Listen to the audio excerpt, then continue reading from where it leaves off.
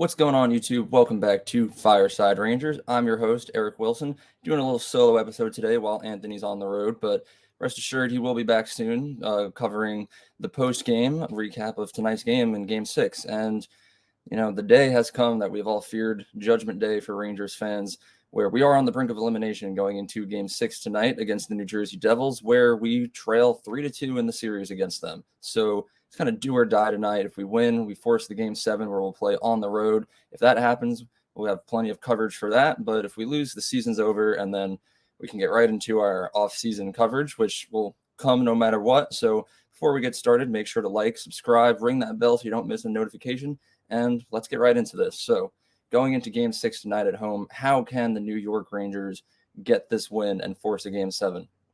The biggest one, in my opinion, the first reason is the top six. The top six needs to start scoring more. In the last 3 games, the top 6 plus Adam Fox, so we're really just talking about our best players here, they've only combined for 2 goals, 4 assists, 6 points, only 42 shots, and have a combined minus 14. So something's been going wrong for the top 6 right here. If you would have told me after the trade deadline that going to the playoffs, the biggest problem that the Rangers would face would be their top 6 not scoring enough, I would have told you you're crazy. But it's the New York Rangers. This is the reality that we have to live in as Rangers fans. So I think the biggest thing that really needs to change within the top 6 is they need to start shooting the puck more. There are so many times where they're on the ice, and we have the puck a lot because obviously we have a lot of star-studded talent on this team like Zibanejad, Panarin, Tarasenko, Kane, but they're too fancy with it. There's too many opportunities where the lane is open and the Rangers just choose to keep passing it rather than getting the shot on net. The more shots you take, the more goals you're going to score. It's that simple. And for a team that's been held to a goal or less in their last 3 games, it's kind of a problem that we're not scoring. So I think the biggest thing for the top 6 is 100% getting more pucks on net, and it's going to go in. Whether it's a deflection, a lucky shot, a rebound, you can't score if you don't shoot the puck. And there's been a couple of changes that have been made. We've seen in practice recently regarding the top 6, where the new lines that we're working with going into Game 6 tonight most likely is the first line of Kreider, Zibanejad, and Tarasenko, then the second line of Lafreniere, Trocheck, and Kane, and then the third line of Panarin, Hedl, and Kakko, and then VC Gaudreau will stay together on the fourth line. So looking over these new lines that we've seen at practice, I think they're very interesting. The biggest one in particular is having Lafreniere and Panarin switch places, which it's unfortunate, but it's kind of the way that it needs to be right now, where Panarin, who has excelled as the leading point scorer in the regular season, has kind of disappeared right here in the playoffs. He only has 2 points, which came in the first 2 games, which were blowouts, and he really just hasn't been contributing. So putting him down on the third line is sad, but hopefully a change of scenery will help him out there too, especially with Lafreniere, who I also believe doesn't even have a single point throughout this offseason or postseason so far. Having Lafreniere move up onto that second line, playing with a great faceoff guy like Vincent Trocheck, and obviously one of the greatest players of all time in Patrick Kane, hopefully that'll wake him up as well a little bit. And the same thing kind of goes with Panarin, with Hedl and Kakko, where earlier in the series, we saw some shining moments from Hedl and Kakko, but in the recent stretch of games that we've been losing, they haven't really been contributing that much offensively. So, having one of the greatest passers in the league in Artemi Panarin playing alongside of them, hopefully that'll wake them up a little bit. But overall, I like the new top 6. Kreider, Zibanejad, and Tarasenko, they played together earlier in the season, right when we first acquired Tarasenko, and they produced a lot of points. So I have faith in that line as well. The second line is the one I'm a little risky about, the Lafreniere, Trocheck, and Kane, but I see potential there. Something definitely needed to change, going on 3 straight losses after back-to-back wins, like dominant wins too. Something has to change. The season's on the line, and we really just can't go out like this. But that's the first point. The top 6 needs to start producing more. Moving on to the second point that can really help the Rangers propel a Game 6 victory, save the season, and force a Game 7 is the power play, where you look back at the first 2 games of this series where we blew out the Devils 5-1. The power play was producing rapidly. I know during that stretch of games, they went 4 for 10. Chris Kreider scored every single one of those power play goals. And me and Anthony, when we were discussing it, we kind of came to this realization where at some point, New Jersey's going to pick up on the fact that Chris Kreider is an amazing deflector, and they're not going to let him stand in front of the net. And when that day came, the Rangers were going to need to rely on some other sort of asset on the power play in which to rely on. And of course, that happens. Chris Kreider hasn't had a power play goal in the last 3 games, and neither of the Rangers. In their last 10 attempts on the power play, the Rangers have scored 0 goals with 14 shots and a shorthanded goal against. So the power play has kind of fallen apart recently, and it's mainly just due to the fact that Chris Kreider no longer has this opportunity to stand in front of the net and deflect shots past Schmidt. And I think the biggest thing that needs to change on this power play, as we've referenced in a couple of other videos, is the location of Panarin and Zibanejad. Throughout the entire regular season, Zibanejad scored countless power play goals on that left circle like he was a little mini Alex Ovechkin, and he would just rip one-timers past every single goalie in the league.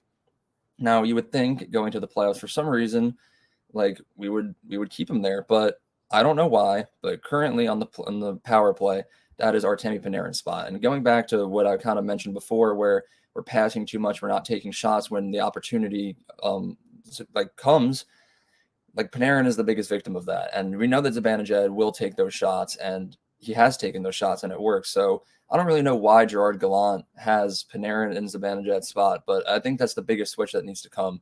I don't remember if they fixed it going into Game 5, but no power play goals were scored during that game when we got shut out. 0 goals were scored, so I definitely think the biggest thing is changing up the power play a little bit. The second power play unit as well, we've referenced this before during live streams, Jacob Trouba as the defenseman on that second power play unit. I don't understand why Jacob Trouba is there.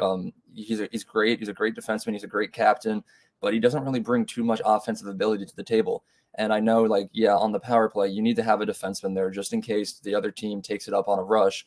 But we have offensive defensemen on the team. Obviously, Adam Fox is the offensive defenseman on the first power play unit, but then we have guys like Keandre Miller who also excel much better in that aspect of hockey than Jacob Trouba. So my 2 recommendations for fixing the power play, Gerard Gallant, if you're listening to this, is put Zibanejad back on that left circle, move Panarin to the other side of the ice, and then remove Jacob Trouba from the second power play and put in a better offensive defenseman in Keandre Miller.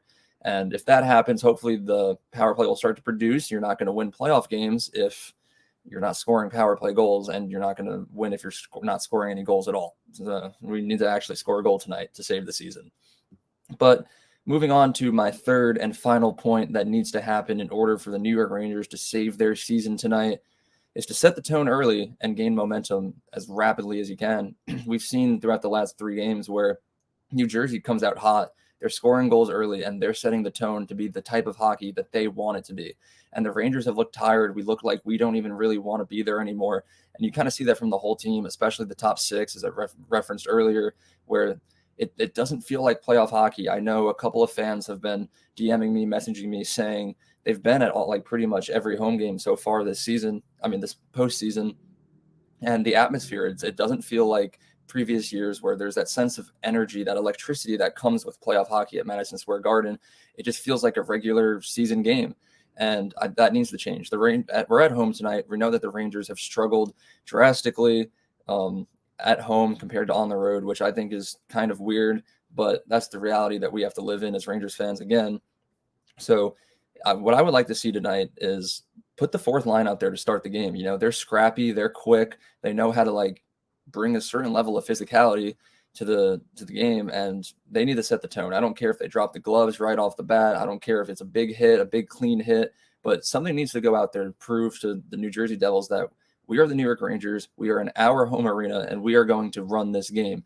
And there needs to be physicality. There needs to be speed. The Rangers need to definitely score first, because as we've seen the last couple of games, the Devils just keep scoring quickly early on in the game, and then after that, the Rangers they kind of shut down. So I think the Rangers need to have that feeling that this is their home. They need to defend it, and they need to do that quickly and early before New Jersey just gets the upper hand, runs away with the game, takes the series, and moves on to face Carolina in the second round. So that pretty much covers everything. It's going to be tough tonight. The New Jersey Devils are hot. They've been a good team. We knew that this would be a long, hard-fought series. So if the season does end up ending tonight, it's a shame. It'd be a very disappointing end, but you know that me and Anthony will be covering everything in the off season, telling you what went wrong, how we can fix it, and what needs to change. But hopefully that day will never come. The Rangers are going to win tonight in Game 6 and force a Game 7. I'm manifesting that right now. We're going to win Game 7. go all the way through and hopefully win the Stanley Cup. That's still my prediction. Things are looking rough, but we've come back from harder battles. So make sure to tune into the game tonight. Make sure to like, subscribe, ring that bell so you don't miss a future video where we'll be covering the rest of the postseason to come for the New York Rangers. And that pretty much sums it up. The top six needs to score more. The power play needs to be back on track, and we need to set the tone early. If that happens, the Rangers will win, like I've been saying. So thanks for watching. Make sure to like, subscribe, and let's go Rangers.